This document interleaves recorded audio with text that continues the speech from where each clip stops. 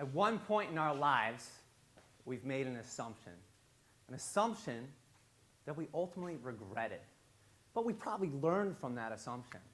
I've made a lot of those bad assumptions in my life. I've learned a lot from them. But there's one that particularly stands out that absolutely changed my life. So about 7 years ago, I was struggling with a kidney disease, an inherited kidney disease called polycystic kidney disease. Runs rampant in my family. So what happened is I was in and out of the hospital constantly. And I got to tell you something. When you're in the hospital that much, it gets boring. You can only watch so many Price is Right reruns. You can only sit there and read so many books. So what I would do is I'd grab my IV pole and I'd start walking around the hallways. My source of entertainment was eavesdropping on all the conversations the nurses were having with their patients. I'm like, oh, that's interesting. I never knew that about cardiovascular disease. Next room, etc. I'll never forget one room that I came upon. A gentleman was being discharged from the hospital. From what I could gather from this conversation, he had been in the hospital for quite some time, and he had some sort of heart surgery. And the nurse said, well, aren't you excited? You're getting out of here. He's like, I'm really excited. She goes, what are you going to do? I'm going to take my wife out to dinner. She goes, that's fantastic. Where are you going to take your wife? Oh, we're going to go to McDonald's. I'm like, stop. Your wife is going to be pissed. You're going to McDonald's? Oh, my goodness. So I'm like, I can't believe he just said this. How is the nurse going to respond to this? And she said to him, I don't know if that's the greatest idea. And his response is what changed my life. He said, don't worry, I'm going to get the fish fillet. Good answer? So immediately, I grabbed my IV pole, I'm like, walk towards that room. Like, you kidding me? Fish fillet? And I was really angry. And I kind of thought about what he said. And all the time that I had spent in the hospital, dialysis units, doctor's offices, all the people that I came across that were struggling with disease, I had a very bad attitude towards these people. Because I knew a lot of them were there because the choices they made in the foods they ate, and the inactivity in their lives. But that was not a good thing for me to do. It was a very bad attitude because my background is in health and exercise science. These people don't know better. And when I go back and think about his response, and he said, don't worry, I'm going to get that fish sandwich, he actually thought that was a healthy choice. He thought that was a good decision. And that's when I said, you know what?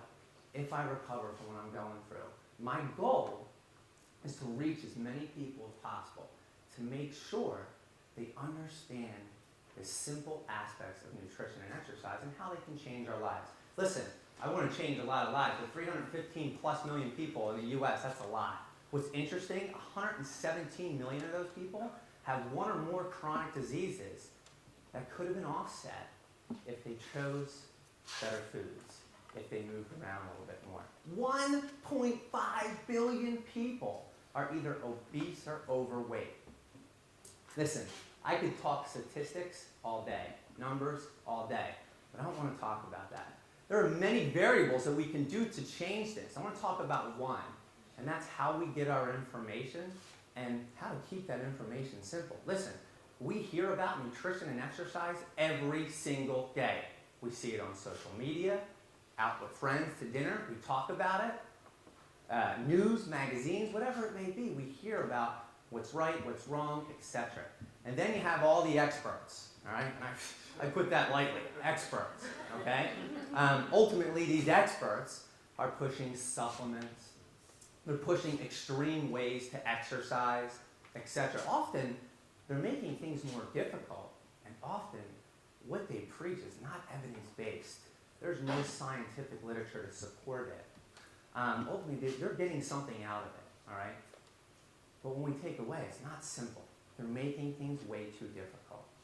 So I grew up in Northeast Philly. I'm a small guy. I have a big mouth. So I figured, you know what, I got to learn how to defend myself at one point in my life. So I started taking, from very early age, I started taking some boxing, some karate, a little bit of wrestling. I did this all the way up into my late 20s. And I saw a lot of instructors. And I'll never forget this one instructor I had. He was very, very good. And the reason was he stuck to the fundamentals. We went in there every day and we learned the same punches, the same kicks, the same footwork. I learned a lot from him. it carried over into me learning those skills the rest of my life and holding on to them. Now, a lot of the other instructors I came across, basically the first day, we're going to learn a couple, punches. Second day, you're going to learn a flying jump kick. What? Flying jump kick? I don't even know how to punch, and you're having me jump off chairs. No, thank you. They didn't stick to the fundamentals. There's a great saying, proverb. I love it. Feed a man a fish, you feed him a meal. Teach a man to fish, and you feed him for a lifetime. That's what I want to do. I want to feed people for a lifetime with the fundamentals. And listen, it's not that hard. If you go to ShopRite, all right, today, I'm going to get the strawberries. I'm going to put down the strawberry Pop-Tarts. Congratulations. You made a fantastic decision. If you decide to get the oatmeal over Captain Crunch, that's a terrible decision. Captain Crunch is the best cereal on the face of the planet. You see where I'm going. We can keep this pretty simple. But unfortunately, what makes nutrition specifically so hard to understand, so hard to grasp, is the diets out there. Everyone at one point in their life has been on a diet. And unfortunately, diets make things difficult. Diet is like religion nowadays. You see something about diet on social media every single day. On the news, every single day. And I hate to admit this, but they work. And the reason they work is there's some set principles. One, it's structured. It's more structured than we normally eat. Two, they often eliminate processed foods, which is a good thing. And they often eliminate one major macronutrient, whether it's protein, fat, carbohydrate. And what this does, we intake less calories, we're more structured, like I said, so we see gains. We lose weight, our blood work might be a little bit better, but ultimately, the bad thing about this, it's quick fix. It happens overnight. And this is why we yo-yo with diet, because they create boundaries. You can't eat certain foods. So when you have ice cream, you have failed your diet. You've stepped outside that boundary. And that beats you up. And what happens is you do it again, and you do it again, to the point where you're not following that diet, and maybe some of the good nutritional principles that diet has instilled. So that's why we yo-yo so much. But let's look at just some essential nutritional habits that we can instill into our lives when we go shopping every time. We've heard this time and time again. Let's seek out fruits and vegetables. Let's seek out foods with lots of fiber. All right, your oats, your grains, your fruits, your vegetables, your dark leafy greens. Let's seek out healthy fats that we find in healthy oils, nuts, seeds, fish, avocados. If you want to eat meat, that's fine. Just make sure you have a wide variety of it. And we want to have a wide variety of all the other foods we choose as well. Meat gets a bad rap. And it's ultimately because an average American takes in probably 72 times the amount that we can actually absorb and use. That is not a statistic, so please don't quote me on that. You get what I'm saying. So those four basic principles, we have seen in the scientific literature the evidence for the past 50 years that when you follow these, it leads to offsetting chronic disease, increased quality of life, more vitality, all right? We do have to be aware of the sugars. This is my son. First time he had cake, it was like, I don't even know what it was like. He was pretty excited. Let's just put it that way.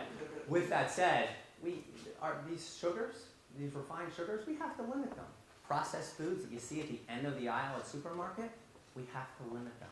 There's no nutritional value to this stuff. All right? I'm not saying completely get rid of it because listen, my family's from Northeast Philly. If you told me that I had to stop eating cheesesteaks, you're nuts. Cheesesteaks and hoagies are a food group in my family, all right? With that said, let's just use that old principle of moderation. Let's limit these foods. And then maybe one day, yeah, you might want to omit them from your nutritional habits. But again, we're all human. And unfortunately, with these salty, sugary-based foods that we like, we watch a lot of TV while we eat them. And we watch a lot of terrible TV, let me tell you. So with that said, the average American is spending 9.5 hours a day, plus looking at their phone, on the computer, or watching TV. The average American spends 160 minutes in front of the TV a day, but they spend less than 20 minutes in a kitchen preparing food. Martha Stewart is pissed if she found out you were only spending 20 minutes in the kitchen a day. She's not happy. All right? And what else does this cause? Inactivity. We're not moving. We're not moving at all. We need to get out and move more, all right? Because we have a lot of things that ultimately just set us up to sit down and sit down a long time. Dr. Stephen Blair did a study looking at the predictors of death. The number one predictor of death was low cardiorespiratory fitness, aka sitting disease. We sit too much. Yeah, we have to get out and move more. I'm not telling you have to run a marathon, all right? I'm saying you need to get out 30 to 45 minutes a day and move, all right? Walk your dog, ride a bike. The American Council of Sports Medicine says 30 to 45 minutes a day is what we need to get. Now listen, that's a reach for many of us. I coach athletes to do 5Ks, 10Ks, marathons, sprint triathlons, etc. Some of them don't do 45 minutes a day of activity. That is a goal. That is something you want to reach for. You maybe start off at 10 minutes a day, all right? Maybe 10 minutes in the morning, 10 minutes at night. But the key thing is with movement, we want to do it frequently. We don't want to just walk our 30 minutes and then go sit down for 9 hours. Because what we're seeing in the literature is that 30 minutes is not as beneficial for you when you follow it up by sitting hour after hour after hour. Get up and move. Now there are even treadmills at work. All right? I love this idea. We're thinking outside the box. You're walking at work. But if you ever watch these treadmills, I kid you not, this is how fast the people are walking. All right? That's not doing much for you. If you can't fit in 10 minutes in the morning, 10 minutes at night, without doing it while you're working, you're booking yourself too tight. It's time to work on some time management, let alone basic nutrition and exercise. All right? Get out, move often. Now look, that's it. I told you the basic principles of nutrition and exercise.